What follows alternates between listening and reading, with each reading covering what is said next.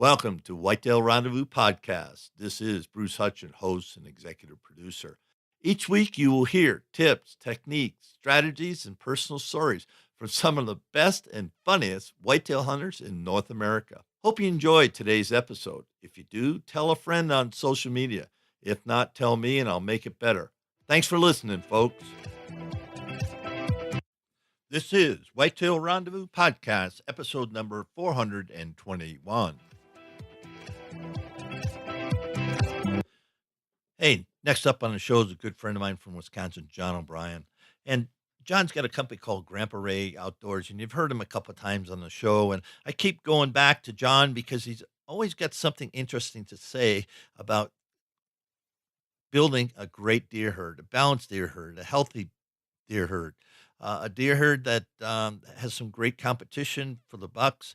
The does are healthy, especially during when they're lactating and taking care of their fawns. So John brings a wealth of experience, over 26 years of experience to the table. So sit back, relax, and enjoy John O'Brien, Grandpa Ray Outdoors. Well, I guess the topic is, well, what is exactly the topic today? I mean, who knows what the topic direction is going to go? But I guess we're looking at alternative ways of thinking, and we have a few little bullet points and a little, some overviews and some, aspects of that we're going to talk about. And I guess the first thing, so many people think about is brassicas, and there's so many people I've talked to that only plant their food plots in the fall. And my thing is I try to educate people to think like a farmer and kind of look at things in a reverse in certain ways, where if you're a farmer and you plant corn and soybeans or winter wheat, there's so many conservationists. There's also the different programs there that farmers get paid to plant cover crops. So when the corn and the beans and the wheat comes off, guys are planting different cover crops. Well, so if you're a food plotter, so many people focus on the fall. Looking ahead to the next fall, why don't you plant spring food plot cover crops? That's a great time to start setting yourself up. Also, if you are used to just planting these fall food plots, which tend to focus just on brassicas, and if you want to be productive and have a healthy food plots, not just for the current year, not just for next year, but for many years in the future, it does have its advantages to be planting a spring cover crop to set your fall plots up. So my thinking is, don't just think about brassicas, think about 3-4 months before you're going to plant these brassicas and some of the steps you need to be looking at. John, in thinking about this, we've kind of started off, and for some of the folks may not know you. And so before we go too far, you're from Grandpa Ray Outdoors. And why don't you tell them a little bit about what you do and who you serve and how they can connect with you, and then we'll move on to the next topic. Yeah, I've been doing the industry for, I guess it's 26 years now, doing animal nutrition, wildlife, seed, cover crops. Grandpa Ray Outdoors is a branch of O'Brien Yeager Services, and we have a dealer chain set up where I think we're up to like 60 dealers across the United States, starting with Wisconsin, moving outward. Have an online business that we're dealing with people all over the United States. I do a number of seminars. I've done seminars in Indiana, Pennsylvania. We'll be looking at doing more outside of Wisconsin. Was a featured speaker at the Wisconsin Deer and Turkey Expo, the Wisconsin Bow Hunters Association, as well as the Milwaukee Journal Sentinel Sports Show.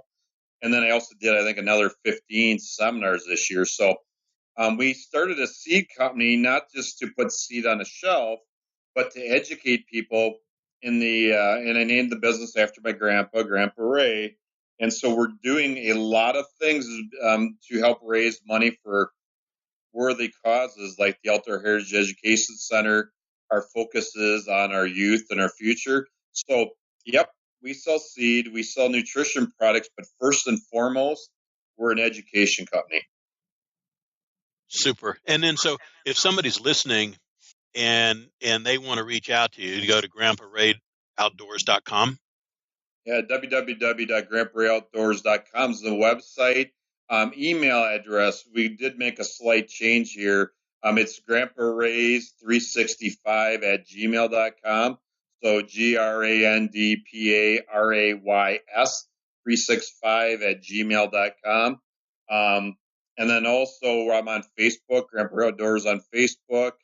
And we're also Twittering and using Instagram.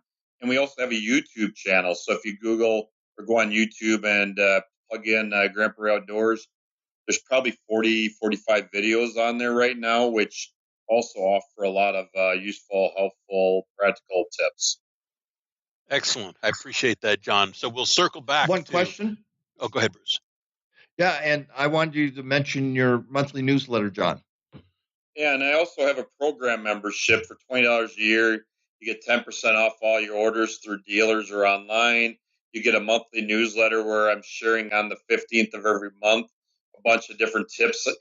Usually we're covering stuff that I won't share on social media because even though I am doing a lot on social media, I don't want to educate the whole world on some of the stuff. Plus, we're also doing a lot of experimental mixes, a lot of stuff that that we will talk about. And so, and there's some other little benefits where I run little hot deals and specials and things like that that you have to be a program member to be able to receive. Thanks, John. So back to you, John. Go ahead. And where were we? Brassicas? Yeah, well, thinking beyond brassica. So I did mention that, where people usually start, of course, is, taking a soil test. I really encourage everybody I work with to take a soil test. Without having a soil test, how do you know what to fertilize with? And again, and this we'll touch on a little bit later too on fall fertilizations of perennials, is I'm seeing about 90% of my soil tests that I'm getting back throughout the United States, guys being short on potassium. So I touched on, thinking about putting cover crops down in the spring. And again, it also is a great time to be putting your lime, your egg lime, your pellet lime down in the spring, thinking ahead to the fall versus, hey, I need lime. I took a soil test, but I got a plant here in a couple of weeks. It needs up to 6 months for this lime to effectively work. So, spring, is a great time to get the soil test taken. If you need lime, need your pH raised, get that taken care of. Another advantage of using the spring cover crops is it's a great time to kill weeds, smother weeds. You could be fixating nitrogen. You could also be building organic matter to help incorporate into the ground, especially for these guys that got lighter ground, sandy ground. It's a great time to be working on those aspects, in preparation for, the August, September brassica type plantings. We're getting a lot of questions, John, from some of the listeners, and they'll have a situation where they've got a smaller plot of ground and there's a lot of ag crops around them. And it's, we're competing with the ag crops and the other farms to bring deer to their smaller plot. If that was your problem, what would you do to take and bring the mature deer to your piece? Well, yeah, great little topic. And so many people in the industry would say, well, let's just plant your own soybeans in that. Not on that. That isn't necessarily the way I would go about it. For example, one of the properties that is featured in some of the popular hunting magazines have shot pictures out there. Some really nice deer on my website were shot on this property. That's why I always ask, what is the neighbors planning, not just in general, but this year? Because right across the fence line on this property, the guy is planting a lot of soybeans. So why would my client want to put a lot of soybeans on his property? What we're going to be doing is taking advantage of the neighbor. Those beans are going to start drying down in early September. We're focusing on this year in that area there, more of the perennials, the alfalfa base, clovers. We're also be focusing more on winter feed in that area, as well as having some really lush, like my fall draw that the deer will be coming into during that first couple weeks of bow season. It's an alternative way of thinking. So if the neighbors are planting all the corn and beans, and if that's mainly what they got, and they don't have too much for hay fields, alfalfa fields, clover fields, I don't know why we'd want to focus on those areas. We want to let the neighbors feed those deer during the months, leading up to hunting season. But then when that time of year comes around where hunting season starts, we want to have those forages on our property that's really desirable to the deer, because they're not going to be still hanging out eating, the dried down beans and the alfalfa, and the corn, if you got these great early season alternatives for your food plots. And then again, let's just say if it's like next year, my customer, his neighbor, that's mainly going to be corn adjacent to his property because they're flip flopping corn and beans. You know what? We will come back in with some more soybeans next year. So again, every situation is different based on what questions I ask, based on what my clients tell me their neighbors are doing. But as a general rule of thumb, I want to have about a third of my property into the perennials, being clovers and alfalfas. I want a third of my property being focused on the brassicas, which would also include an overlooked area, which would be your winter bulbs, being rutabaga, turnips, could be radishes, Swedes, sugar beets, fodder beets. And then that last third, depending on how much acreage you got. If it's a guy that's only got a half an acre, maybe an acre, acre and a half of food plots, I wouldn't be focusing on the corn and beans, because the corn and beans, there's not enough to feed that many deer on your property and hold them. I'd be focusing more. I call it like flex acres. So that third of your property could be a blend. Like I got a couple different options we're doing where it might have soybeans, canna maize, which is a type of Canadian corn, sunflowers, could have some WGF grain, sorghum. Could be a blend of those species, which also will reduce the chance that the deer are just going to hammer down that small plot of soybeans that you have on your property for those guys that have limited acreage. Bruce, you got any thoughts on that from some of the questions we've been getting? John, when do you set up your plan? A lot of people, they say, well, my neighbor said to do this, and I've been telling people, set up your own plan so you know what's going to go in the spring, summer, fall, and then winter, and then you can rotate that on any given year depending on what your neighbor does. So let's just talk a little about your plan, because everybody should have one. It shouldn't be, oh, I'm going to plant this without any rhyme or reason. Yeah, just like with the most farmers nowadays, they're practicing crop rotation. I'm a huge advocate for plot rotation. When's a good time? I started doing a lot of plans. I think I've probably worked with about 400 different people this year, and we've started, I think it was like in November. And so if it was me, I'd start a great time to start. Even in my case, I was sitting in my deer stand looking at my food plots during gun season. I'm thinking, okay, what am I going to want to do next year? That might be a great time for the audience to be considering their next year's plan. But when I am doing a hard copy for people and I'm putting down in what field, what to plant, how much to plant, what fertilizers the plant to use, I'm also try to get people to think not just that year, but down the line, because what you plant can affect what's going to grow effectively next year. Also, our fertilizations can also affect now and into the future. Another part of that equation is if you're planting soybeans, of course, think like a farmer. Think about coming back in with corn after soybeans to capture, the nitrogen. And again, if you're looking at frost seeding your perennials, a thing that people could consider is, brassicas. I do sell 3 different brassica blends, but there's one of them that's called Frosty Delight. It's a great mix for setting yourself up for in an area where you're going to be frost seeding the following year. So, and that's part of my why a lot of people turn to me is I get I give them the advice. I give them some thoughts on, hey, this is what I would do this year, but also we'll walk them through what we want to be doing for next year. Not very many people do that, but they should at least have a rough idea what they're going to do. And then again, Mother Nature seems to always come into play, especially this year in Wisconsin, where at least you got some flexibility that, like I mentioned, the term flex acres. So, for example, in Wisconsin, there's so many guys that aren't able to get their corn and soybeans planted yet. What happens if they can't get their corn and soybeans planted by like June 15th? You know what? We got options.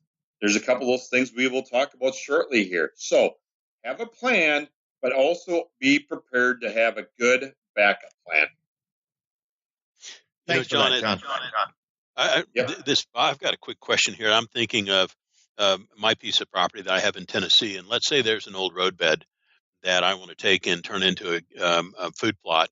And like many of the old road beds, they're somewhat sheltered or shaded by the surrounding trees. And then I think about if you're taking a soil sample, and the thing could be a half a mile long or longer.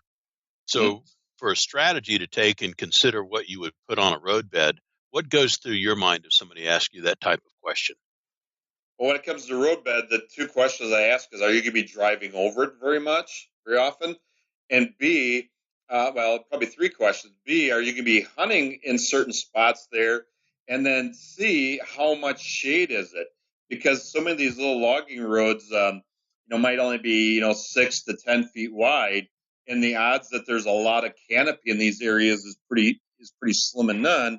And so, for example, I put together a really good multiple purpose logging trail mix, which is also really great nutritionally. But there is some exceptions where if guys do have a wider area, I do have a mix that I call inner sanctum that's even a little bit better nutritionally, a little bit more uh, attracted to the deer, also a little bit more cold tolerant. So, if once people answer those questions, then I usually will, recommend which direction to go on it, because the strategy, that so many people have is to have these areas that get into your stands and so on and so forth, but that's not always where people are hunting over. So, we might have like little staging areas off those logging roads, little micro plots or little kill plots. And that tends to be even a little bit better, a strategy, a little bit easier to hunt too as well. So, One technique. Go ahead, Bruce.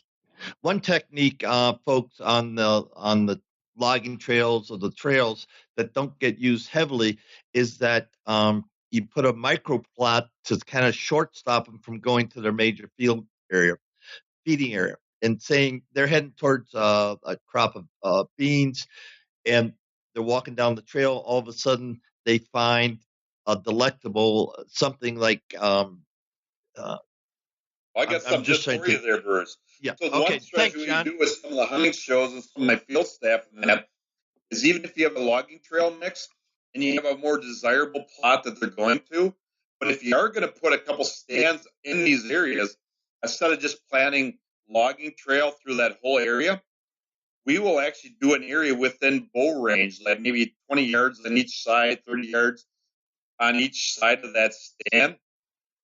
Even if it's a little shady, I got a mix that we will be releasing next year. It's available to program members in that. Cold tolerant, it's actually, I use it for little areas I call buck plots, because it's not that the does won't eat it, but it's really desirable to bucks. So we're creating a logging road mix, but like a little staging area within bow range for those guys that are going to hunt off one of those main paths in that. So that's a whole nother little level. And again, other little trick beyond the seed, we'll also put a little cedar post out there. Or maybe we're going to create a little scrape with some licking branches. Maybe we'll put like a little water hole or a cattle tank right there. Maybe we'll do all three of those things. Great little strategy.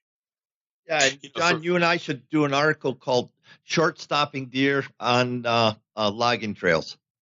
I think what it's called is you just throw one of your whitetail rendezvous hats down there, and then when the bucks come by and they take a. But actually, you put Bruce's hat down there with a little cover scent, and it's as good as gold.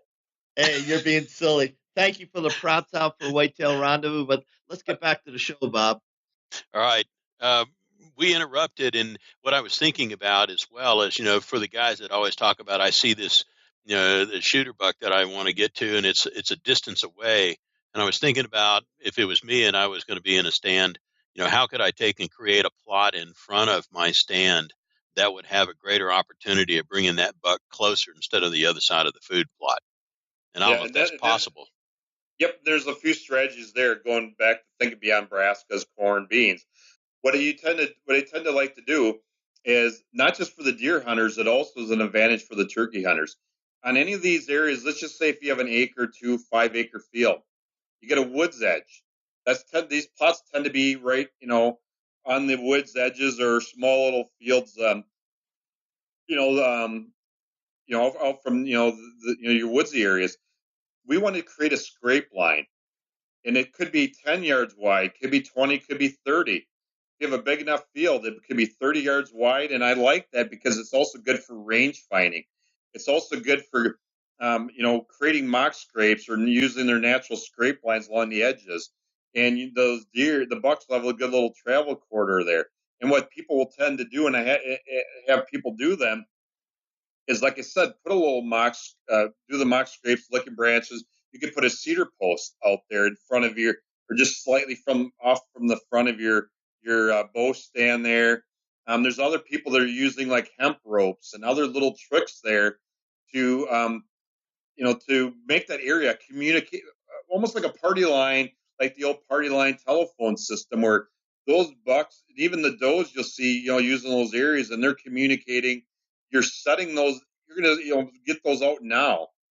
And, those deer are going to be starting to use those areas, and every little thing you can do, have the scrape lines, have the cedar poles, have a little water tank or a little a water hole there. And again, we want to have the perennial clovers on the edge. And then what you'll tend to do is just a little bit farther out, we're going to have what the deer are going to want to eat like in September, October. And then if you're going to also do another brassica blend, more with the winter bulbs or the more cold tolerant, I'll move it farther out in the field from there where you're going to be, where you'll be able to reach them if you do have gun stands and that. So bring the clovers closest to the edges. They also tend to be more shade tolerant. Then do more of our annual clover mixes with some of the brassicas the deer tend to hit a little earlier, and then more of the winter bulbs and frigid Winfred brassicas and kales farther out from the stand. Another little trick too is for the guys, if you're going to rotate beans and corn, you could actually, if you have your corn this year just beyond that scrape line area, that again becomes a nice little travel corridor. But then those deer, the bucks, when they're staging on the woods edge, they can't see what's beyond that corn strip. You could actually cut a little lane, make a little highway. They're going to come from the woods. They're going to walk through the clover. They're going to walk right down, an area in front of you to get to that next destination. Maybe that was soybeans, that next strip of soybeans. Maybe that strip of soybeans, you broadcast winter bulbs into it in early August or a brassica blend, which is another strategy with our topic being think beyond brassicas. So that's what you could do. Strip of with a scrape line with the perennials. Corn, which also gives you, a little bit of a advantage for those guys that you say, you know what, Bruce, I get bucks that just stand on the edge of the woods and they just won't come out. That's a trick you can get them to come out because they know there's something out in that farther plot, but if they can't see it, they need to have a reason to go find what's out there. We want to keep the bucks moving, make it like it's a highway, keep them always moving and looking and searching, and so that's just another little strategy you could be using. John, that's really what a lot of people have asked me about. How can I move bucks to where I want them to get to? And get to is near my stand, 20, 30 yards from my stand. And what John has shared with it, you have the different crops and seedings in there. Then you have a strip of corn, but in the middle of the corn, you might put beans or something, and the deer, the bucks will feel comfortable walking between those two rows of corn. Why? Because they're hidden. They feel safe and secure. So if you're going to do any of these pathways, make sure the bucks are going to feel safe and secure, and you'll have a lot more activity. Yep, and there's another couple tricks too. Besides corn, for the guys that we talked about don't have the acreage to do it, I use screening. So many people talk about using screening just to get it in and out of your stands. We also use screening for some other purposes. Again, I'm thinking beyond the brassicas. I like using screening. If you got a neighbor that hunts your fence line, put a block of my screening mix, which is a 4-way mix that also gives you some emergency winter feed there.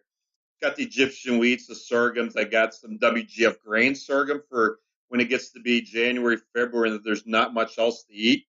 They'll pick through it, but we'll block the fence line so the neighbor can't be either shooting on your property, or we're gonna keep the deer from traveling right on that fence line.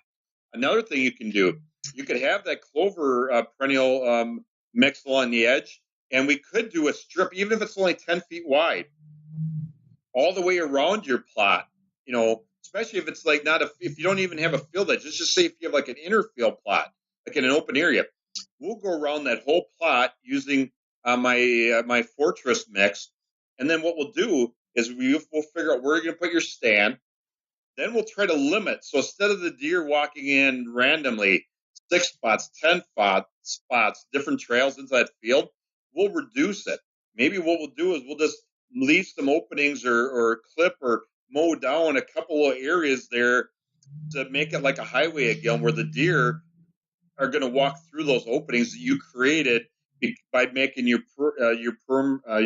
perimeter screening. So your screening also can be to direct deer. Some people will also use the screening, to funnel deer. You could be using screening instead of just like around the field edge. Maybe we're out in the middle of the field and you maybe had some corn, and then you also maybe had some beans, and then you got another. We could put a strip of screening, and I've seen there's a property with a hunting show where the guy he's got a few ground blinds that he's got, and he tends to put them right kind of like in the middle of a 5-6 acre field. So there's ways we can get deer to walk from the field edge into like these bigger inner field kind of plots, using screening. And so again, every property is different, depends on how the land lays, but other little tricks too. You could actually be using like I said, your corn, and or even like a mix I mentioned that's got sunflowers and sun hemp. Like, for example, if you want to build another alternative way of thinking, there's a mix I put together. It's got sorghum, it's got sun hemp, which is great for building soil, organic matter, fixate nitrogen, and I also put some buckwheat with it. You could plant it in June. You could till it down to set up your brassica plots. But what some people were seeing on social media is it grew really tall, and it could be a great little way that if you got sandy ground, new ground, that you could build soil. Because after the year's done, and if we're using it for blocking and screening, it becomes a lot of organic matter. So we do have a warm season mix that's dual purpose that could be either screening or soil building. And so again, you can also get deer. From in my education plot, we had a lot of really nice buck pictures that we had because of this fast grow product that we put out there just to show people as a good little soil builder that happened to be a really good draw, because sun hemp is really really palatable to deer, and they just felt secure picking through it. And as we got enough height there, it became a kind of like a good little sanctuary for them. So, and again, another little thing too, some people will run switchgrass or native grasses either along the edging or even make a blocking. If you get a bigger field, and then put your food plots inside that, and then just make 2 or 3 or 4 openings where they walk through that little doorway to get into your little a secluded sanctuary type plot. Thanks for that, John. That's a bunch. I'm sitting here thinking about um, the listener that's going like, "Wow, I've got a fairly complex piece of ground, or I don't quite know what to do." So if they were to take and be able to talk with you about their piece of ground using Google Earth, could you make those kinds of recommendations and opinions by looking at a potential hunting area just from Google Earth? Yeah, I use Google Earth. I also use HuntStand app, and people they use HuntStand, and there's some other apps out there too, but they can put on there where's their stands. I can look at it. So I do that as part of my plans that I offer for people. I charge for doing that. I also can go out on properties throughout the United States and even get my foot on the ground to give them little plans and that too. So, but with the soil test and with the technology we got with the aerial maps on that, I can do pretty darn good for most people to map out. Here's what I would plant. I can measure these areas as well. I can take a little picture for some people and show them, hey, this is the block where I want you to plant this mix. This is how much seed you need to plant there of this type of seed. And also, when they do the soil test, this is how many pounds of this particular fertilizer I recommend to plant on that. So people get a nice detailed little plan. I keep a record of it, and then I also can help set it up for down the line. So I don't charge a ridiculous amount of money to do that. That's part of the service that I do offer. And again, I probably did almost 400 of those for different people this year. So if it seems like it's a little much for people, just I have a little questionnaire that I send to everybody. I find out what kind of equipment they got. I find out quite a bit of information, and then I can give great answers based on as much stuff as they can share with me. Excellent. Yeah, it's attractive to think you could get a plan to drive the deer or hold the deer. And so, in looking at the screen, did we already go into overseeding? Did we already talk about that? No, We and you got haven't a done that good yet. picture. Yeah, we got a good picture of that. Oh, let me see Yeah, if I can get to is that the one you want, John? okay, That's it'd be the other one with that one there. We could talk about too. So just leave it there a second. There's the one. Okay, so there's that picture right there is the soybeans. Different strategy that I use. I work with a lot of guys that have a lot of deer numbers, and most people in general want to see more deer on your property. The industry tends to say, let's plant forage beans, let's plant this bean, XYZ bean. But yet, the whole deer on your property to feed deers close to 365 days a year, not once it gets to be January, February, hardly anybody has enough feed on their property. So what I want to do, and so many of my customers do, is that bean there's a bean, and I'm not recommending to do this. I planted that bean on July 1st last year just because Mother Nature, and I wanted it was experimental. But for those, it's a bean you can plant anytime. It's conventional. It's a blend of a medium and medium tall bean, but it's designed to drop leaves earlier. It's an earlier maturing bean, not a long maturing bean like these forage beans. The advantage is we'll go out there in early August. We'll overseed winter bulbs and brassicas because you're going to be getting rid of that canopy quicker. That'll allow more time to get more growth from these brassicas. So that is one strategy. So instead of just planting beans and when they're wiped down, there's nothing there, or if you got pod beans, and then when those pod beans are gone in October, November, and you have bare ground, and it's maybe you're doing late gun season or late season bow hunting, those deer might be on your neighbors. I want to keep them on your land. Plus, I also want to have January, February feed. So that's one strategy. Use a deer blend like I have that's designed to dry down fast. Okay. And then if you want to just go to the next screen, I'll show you another little strategy. And that was the one with the corn where it shows clover. Again, you could depends on when you spray your corn for Roundup, or if you are using Roundup, you could go back that same day that you sprayed your Roundup. Let's just say it's now, late May, early June. You could spin either annual clovers, perennial clovers out in your corn, and again, you're fixating nitrogen, looking ahead to the future. When that corn dries down, you also got another reason to keep deer on your property. Even if the deer don't eat that much of that clover, you know what? You're fixating nitrogen, which is saving you money for next year. Maybe if you're using a perennial clover blend, that's going to regrow next spring. That those does that are ready to drop fawns or dropping fawns, those bucks that are trying to replenish themselves to grow big antlers, you got great feed there right away in the spring. Excuse me.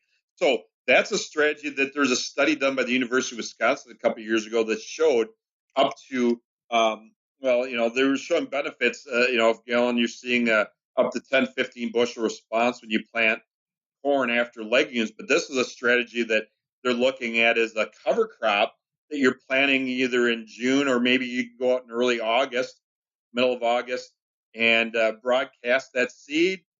Let Mother Nature do the job. And again, it gives you, more than just feed for deer. It's good for the pocketbook and it's good for the future. It's good for holding soil. It's a good conservation practice as well. So we've got the overseed and we've got the clover on the corn. What are we going to talk about next? Well, there's a couple other options too. Then besides, the plain brassica type blends. With ground, for a new plot or even a guy that's just typically planting in the fall, I mentioned you could be putting a sprig cover crop like my soil builder mix. You could be using an annual clover plow down. You could be just putting straight oats out there in the spring, till it down, and then you go back and plant your brassicas in the fall.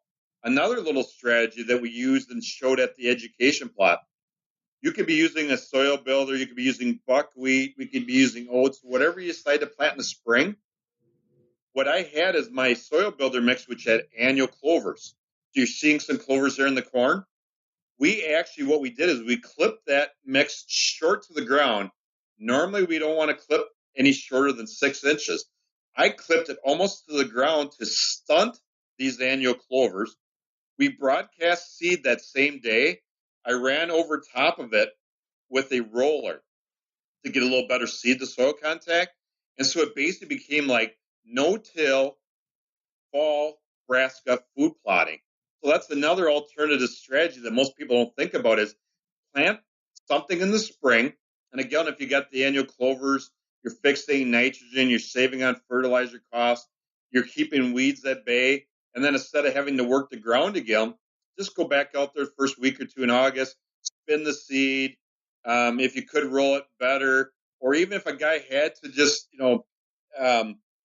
wanted to work the ground just a little bit, you could just spin that seed and just lightly go across with a little harrow or drag or whatever. And even though you might rough up and kind of cause a little stress on some of those clovers, they're going to come back for the most part.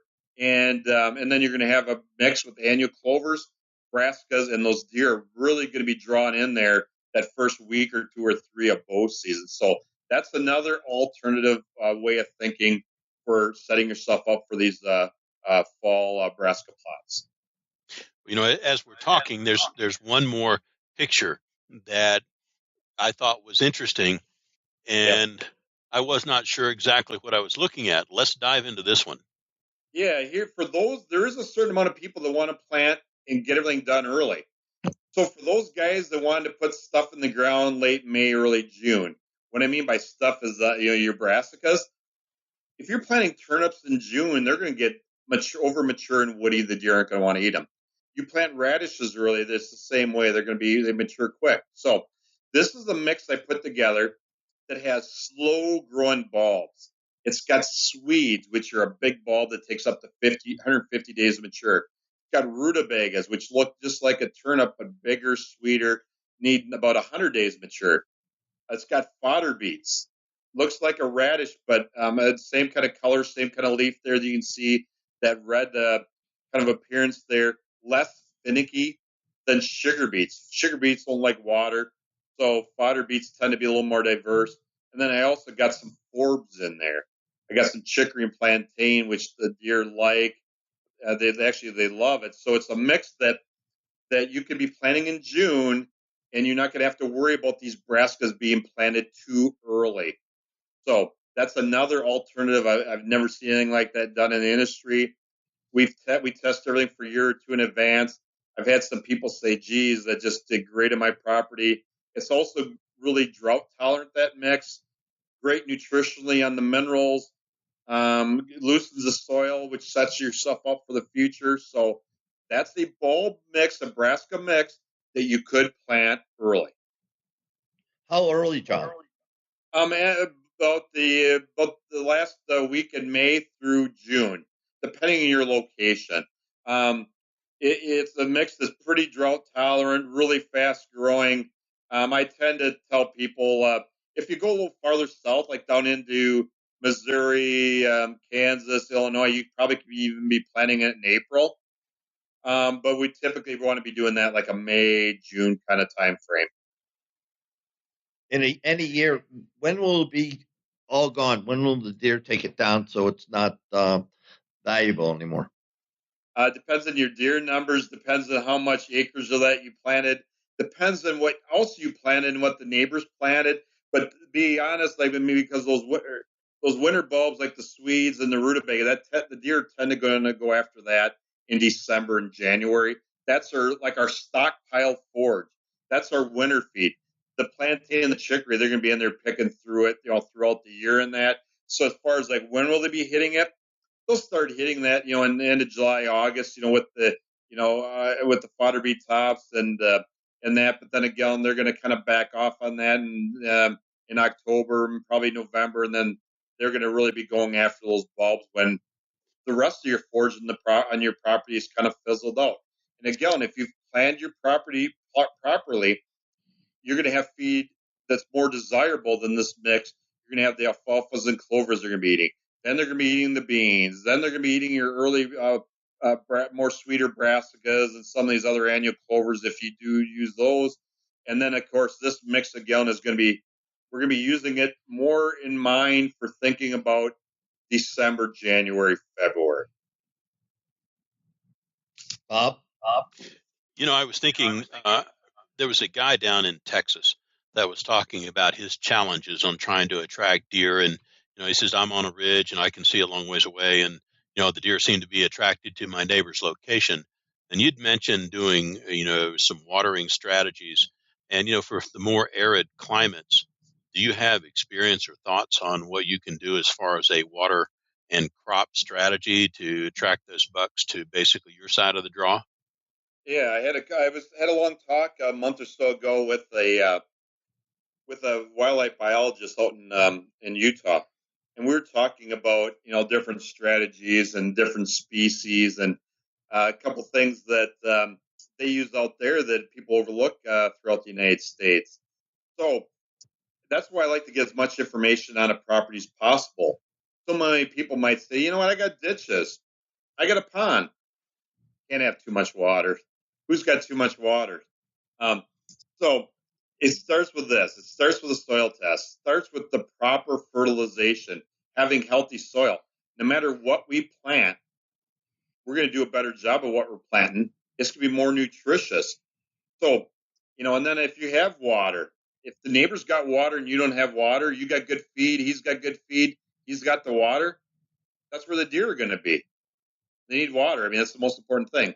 And again, creating scrape lines, licking branches, having every little thing you do in addition to what you've been doing is going to tilt the table in your success.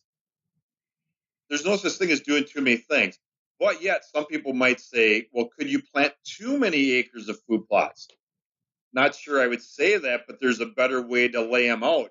For example, if your neighbor's got, the deer tend to be more on your neighbors, ask yourself, well, what is he doing that you're not doing? What does he have that you don't have? And so even if he has desirable forages, very similar to what you got, if you have the proper pH, you're doing the right fertilizations, you're doing the proper timing of clippings on your perennials, you got water tanks, water holes. If it's legal, you're using minerals and attractants. But yet, another thing that people overlook, plant health, micronutrients, insects. So if you have healthy forages, they tend to not attract insects as much. If you got insect pressure, your forages are going to be better. They're going to be at your neighbors if your neighbors don't have the insect pressure that you have. Another strategy for $5 to $10 an acre, use foliar plant foods. It's got the nitrogen, the phosphorus, potassium. It's got manganese. It's got zinc. It's got copper, cobalt, boron. I also use humics. Most progressive farmers use micronutrients. Most food plotters don't. Why is that? That's a great question to ask you. Why don't you use micronutrients? If it's $5 to $10 an acre, if you end up getting about $80, $100 more value of growth, that's a great return. What happens if you can draw deer to where you want them to be because the plants are healthy, because they're higher in protein, they're more nutritious, but they're higher in sugar? And that's something I talk about all the time. No matter what you do, no matter what you plant, use ammonium sulfate to jack your sugars up, use the right fertilizations and the right to jack your sugars up. And so stay tuned for those of you that end up following me on social media, my education plot.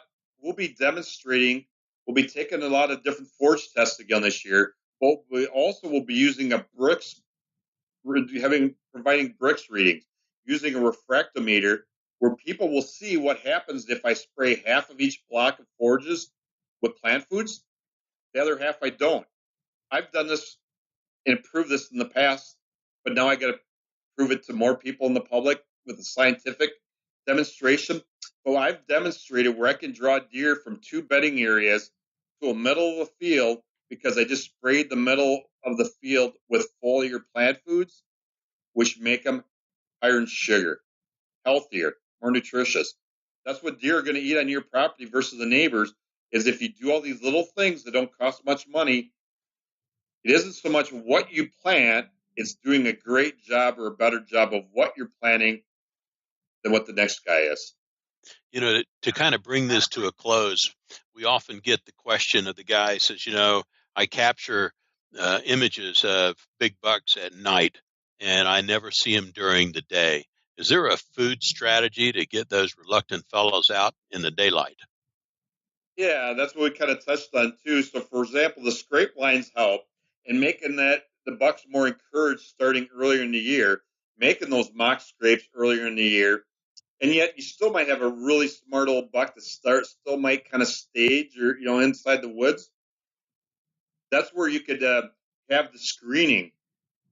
Just you could even if they're really staging there, put some screening right on the edge of the woods and then have the little destination plot just outside of it, so those bucks can't see the does. And you just cut yourself a couple shooting lanes, a couple areas where you want that buck to walk. They're going to be more apt to want to do it. Another little strategy: if the ground's laid out a certain way, you see a lot of these bucks, a lot of these deer will travel just inside the woods, 10, 15 yards, especially if there's a little depression, a little dip. And I kind of call it like a little inner funnel.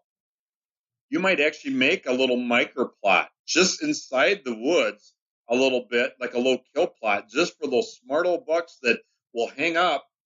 And maybe what you do is, and I've seen this, and I'll give a little shout out to Art Helen with Art Helen Outdoors. And his dad shot a really nice buck in the water hole last year. So when you get some of these bucks that are in the pre-rut, and especially in areas or weather that's really warm, maybe you put a water hole. I mean, that's where they're going. They need water, but also maybe they're going there to cool down. So there's been more than one buck shot out of a water hole. I've talked to a lot of guys that put water holes in. It could be in an area, even if it's just before you're getting to that food source. Maybe you put a water hole and a cedar post right there.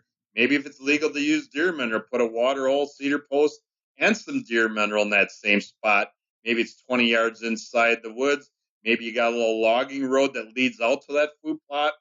That's a couple little things to consider. Well, John, it's been a pleasure. And Bruce, you got anything else you want to chat about? No, I think that's a wrap. How did T call it? That's a wrap. Time for a nap. So, John, we really appreciate it. And thanks for all the thoughts and wisdom. And again, for folks that want to get back a hold of you, what's the best way for them to reach you if they want to get an analysis of their ground? Yeah, you can call me at 608-235-0628, or you can email me at grandparays365@gmail.com. That's GRANDPARAYS 365@gmail.com. And again, you can check out the website, which is grandparayOutdoors.com. There's just a lot of educational tools we got out there. And again, look for some of the pictures and the data from the educational plot this year. Should be some really interesting, unbiased data. And so many people just think about ladino clovers and some of the main species, but there's a lot of things, a lot of different forages that are overlooked that are healthy for deer and also are very attractive to deer. And that's what we're about, is to try to give you something else to think about. And hopefully, on the next episode of Whitetail Rendezvous, we're going to travel to Dodgeville, Wisconsin, and catch up with Art Hyland. Now, Art Hyland has Art Hyland Outdoors, and Art travels all over the Midwest doing seminars all winter long because he represents some great companies like Vortex, Nightingale, Realtree. But more than that, Art spins a good story and he gets people laughing, and he sure does know his stuff. And on this show, you're going to hear about deer vocalization. And with the season coming up, pay attention because Art knows how. Thanks for joining us. Be sure to tune in tomorrow for another episode of Whitetail Rendezvous, where you can listen and learn from the experts so you can be more successful on your next hunt. Until next time, listen, learn, and succeed.